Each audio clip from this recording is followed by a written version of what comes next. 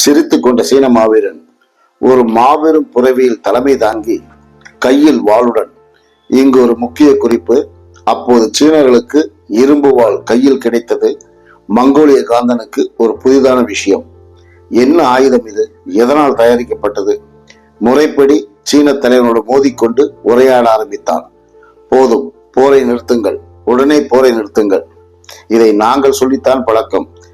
முதலாக மங்கோலிய படை சொல்கிறது. ஆச்சரியம். கொரில்லா போர் மறந்து விட்டதா? அல்லது சுற்றி வளைக்கும் மறவர் கூட்டம் உங்கள் சித்தத்தை கலைத்து விட்டதா? இந்தாருங்கள், இதற்கு பேர்தான் வாள். உமக்கும் ஒன்று தருகிறேன், மோதுங்கள்.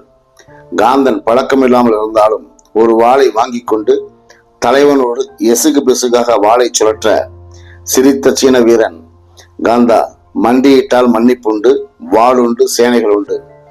சீனக்காரனை மன்னிப்பு என்பது மங்கோலியன் மரபில் இல்லாதது. பழக்கம் இல்லாததை செய்ய சொல்லாதே. அப்படியானால் ஒன்று உயிர் பிச்சை கேள், இல்லையில் மோதி செத்துமடி. குனிந்து கிடக்கும் உங்கள் வீரர்களை குத்திக் கொள்வதற்கு ஒரு பகல் போதும் எங்களுக்கு. ஆனால் இரவு வந்துவிட்டது.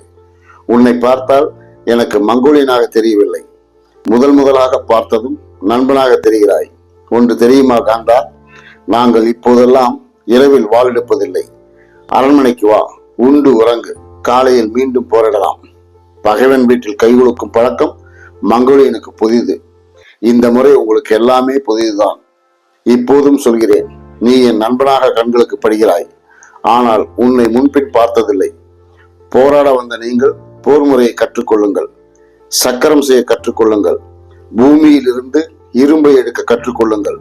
மங்கோலியர்களை மன்னித்தால் தானே மரபு. உன் மரபு கெடும். நண்பர்களாக ஏற்றுக்கொள்கிறோம். காந்தன் யோசித்தான். 50 வருடங்கள் சீனாவிற்குள் வராமல் இருப்பதற்குள் சீனாவில் இவ்வளவு மாற்றங்களா? என்னென்னவோ அதிசயங்களை வைத்திருக்கிறார்களே. நண்பனாகத்தான் அழைக்கிறான். உடனடியாக வீரர்களுக்கு கட்டளையிட்டான், ஆயுதங்களை கீழே போடச் சொல்லி.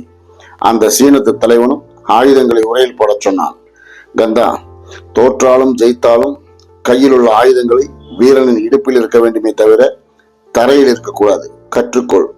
போர் நிறுத்தப்பட்டு காந்தன் வீரர்களோடு இருப்பிடம் சென்றான். கிட்டத்தட்ட ஒரு 50 நாட்கள் காந்தனை தன் நண்பனாக்கி கொண்டு அத்தனை வீரர்களுக்கும் உணவிட்டு வாள் பயிற்சி அளித்து வாளும் வேலும் கணக்கின்றி கொடுத்து நல்ல நண்பனாக காந்தனை மாற்றி எதற்கும் அடிபணியா மங்கோலியனை சாந்த மனிதனாய் மாற்றினான். நண்பா, நீயும் நானும் நண்பர்கள். இனி சீன தேசமும் மங்கோலிய தேசமும் நட்பு தேசம். வழியாய் உன் பிள்ளைக்கு ஆட்சி வந்தாலும் சீன தேசத்தை நோக்கி இனி போருக்கு வருவதில்லை என்று இந்த வாளின் மேல் ஆணையிட்டு கூறுங்கள்.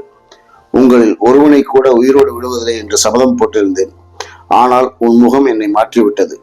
2 வீரர்களுக்கும் ஒப்பந்தம் முதலாக கையெழுத்தானது.